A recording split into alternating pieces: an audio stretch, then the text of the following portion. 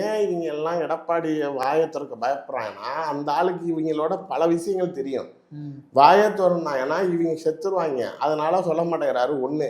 ரெண்டாவது, இந்த வடிவேலு தலையில கையை வச்சுட்டு எடுத்தா கழுத்தை கடிக்க வராங்கிறப்ப அழகா கை மாத்தி விடுவாரா, அது மாதிரி எடப்பாடி ஸ்டாலின் கையை எடுத்து வச்சுட்டாரு.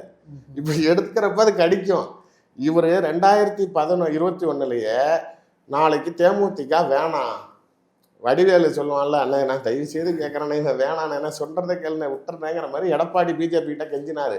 விஜயகாந்துக்காக மோடி கட்டாயப்படுத்தினதுனாலதான் 21 நாளைக்கு சரின்னு அவர் நாளைக்கு பேச்சுவார்த்தை நடத்தினார். 24 திரும்பி இவர் வாங்கன்னு கூப்பிட்டுக்கிட்டதுக்கு ரீசனு வேற வழியே இல்லை, எல்லாரும் விட்டுட்டு போயிட்டான். தேமுதிக பிரேமலதா போலன்னா எடப்பாடி அன்னைக்கு ஒருத்தரும் இல்லாம தனியா நிற்கிற மன்சூர் அலிகான வேணான்னு சொல்லிட்டாரு அப்படிங்கிற ஒரு இமேஜ் அவருக்கு அடிபட்டு இருக்கும்.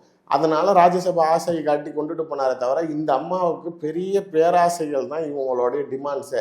இன்னமும் விஜயகாந்த் உயிரோட இருந்து இவங்க ஒரு காலத்துல தேமுதிகவும் பாமகவும் சண்டை போட்டுருப்பாங்க, நாங்க பாமகவோட பெரிய கட்சி. அப்ப உண்மையிலேயே அந்த களம் அப்படி இருந்துச்சு. நீ ரொம்ப வருஷமா இருந்தா நான் இப்ப வந்தேன் உன்னையோட அதிகமாயிட்டேன். இந்த அம்மா எல்லாம் அழிச்சு போனதுக்கு அப்புறமேலும் இப்பயும் நான் பாமகவோட பெரிய கட்சி அப்படிங்கிற ஒரு இமேஜ்லயே இருக்கிறாங்க. கேட்கிற எல்லாம் கொடுக்கறது.